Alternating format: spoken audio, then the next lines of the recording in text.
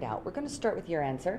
I'm also like the Megisha Chadashot, so I'll be introducing the piece and I'll be saying something like what I'm asking you, but I'm going to say it kind of informally. But we'll start with your answer, just so you know. How do we pronounce your name? Levite? Levite. Levite. Levite. Good question. Okay. I've been trying to work on it. Levite. Okay. Okay. Dennis, I'm ready when you are.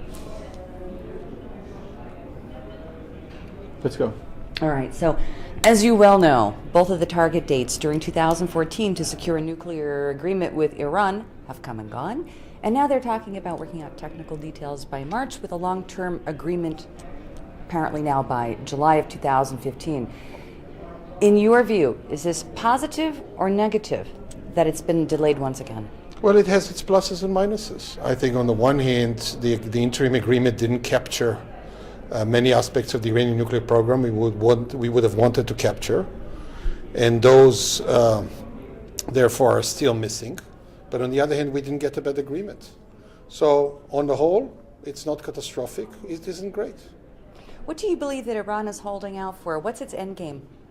Oh, I think Iran wants to keep itself an option to produce nuclear weapons were it to decide that the circumstances require that. So I think Iran is definitely creating a sort of a nuclear hedge and wants to retain that notwithstanding the constraints imposed on it. I think so. That's, I think, one issue. The second is Iran would want to win itself off the sanctions regime and the special inspections as soon as possible. I think those are the two driving aspects. Not to mention, domestic political consideration of symbolic concessions and gains and things of that nature, and who gets the credit or the blame for either. And do you think that the P5+1 countries are prepared to capitulate to Iran's demands to even bring them to becoming a nuclear threshold country? Well, it all depends on definitions, mind you. I mean, if one were to say that Iran would be 1 year away from having enough fissile material for a bomb, and then which would mean, say, 18 months to 24 months from a bomb, would that be an accomplishment or a loss? I don't think it would be capitulation. I don't think it will be an astounding success either. It will be somewhere in between.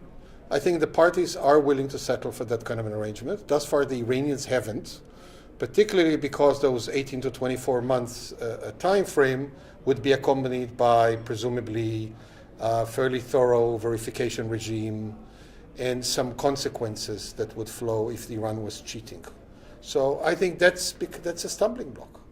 And what does it indicate to you? Just recently, United Nations Secretary General Ban has made a lot of news saying that Iran has so far failed to even meet its obligations that were due last summer, last August. There is so far no nuclear transparency going on. Can we expect that at some point Iran will agree to this?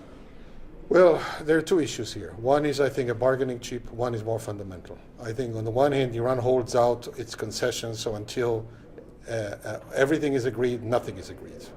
So there, I think, is a tactical issue. I would expect the Iranians to be slightly more forthcoming as part of a comprehensive agreement. And whereas I think the current situation is lamentable, it's understandable. I do think that what will emerge at the end of it in terms of the verification arrangements and Iran's transparency and so on might still fall short of what I would think is necessary. Okay, one last question for you, and that is that if a deal, a long-term accord with Iran is eventually secured, do you think that Israel's own nuclear development program will come under greater scrutiny and under increased efforts by the international community regarding non-proliferation? Well, I think there would be an effort by some to do that. I don't expect that much will come out of it, but I do expect that there will be an Iranian-Arab affair attempt to try and draw attention to this issue that you've talked about. Are you pessimistic regarding a settlement with Iran? I'm not pessimistic because I don't think that we are going to get a catastrophic agreement. I think we're going to get something that is anywhere between the current situation plus marginal improvement around it, or a better agreement.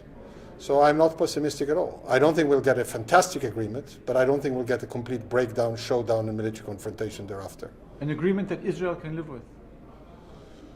The agreement for Israel can live with is in something that the Israeli Prime Minister will have to make a decision on, not me. Thank you. Thank you very much. You're welcome. All right, so I'll look for you later for your card, and Sure, then I can send absolutely. you whatever shows. Tell me, Thank you are very you much. one of the guys